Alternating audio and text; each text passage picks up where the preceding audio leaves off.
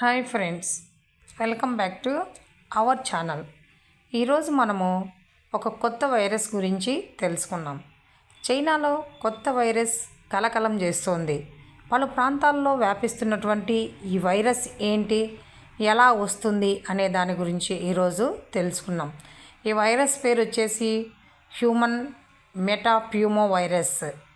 విశ్వవ్యాప్తంగా మానవాళి మనుగడను ఒక్కసారిగా ప్రశ్నార్థం చేసి మహమ్మారిగా ప్రపంచ దేశాలను చుట్టేసినటువంటి ఈ యొక్క కరోనా వైరస్ భయాల నుంచి తేరుకున్న పౌరులకు చైనా మరో భయపెట్టే వార్త మోసుకొచ్చిందనమాట.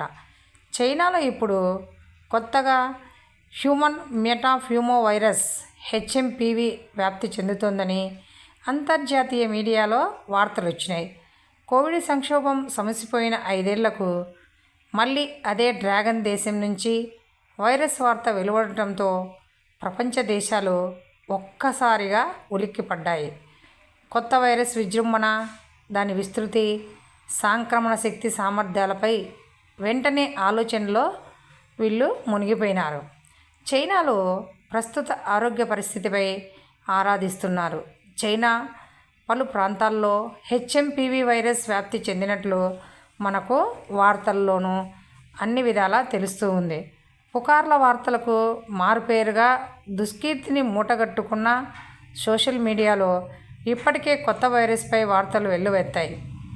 చైనాలో హెచ్ఎంపివితో పాటు ఇన్ఫ్లుయెంజా ఏ, మైసోప్లాస్మా, న్యూమోనియా, కోవిడ్-19లు విజృంభించాయని, చైనా అత్యయిక ఆరోగ్య స్థితిని విధించారని సోషల్ మీడియాలో వార్తలు చక్కర్లు కొడుతున్నాయి. నెటిజన్లు షేర్ చేసిన వీడియోలు చైనీయులు ఆసుపత్రులు, శ్మశానాల వద్ద క్యూలైన్లు కనిపించిన దృశ్యాలున్నాయి. అయితే ఈ వార్తలను ఇంతవరకు చైనా ప్రభుత్వం కానీ ప్రపంచ ఆరోగ్య సంస్థ కానీ ధృవీకరించలేదు.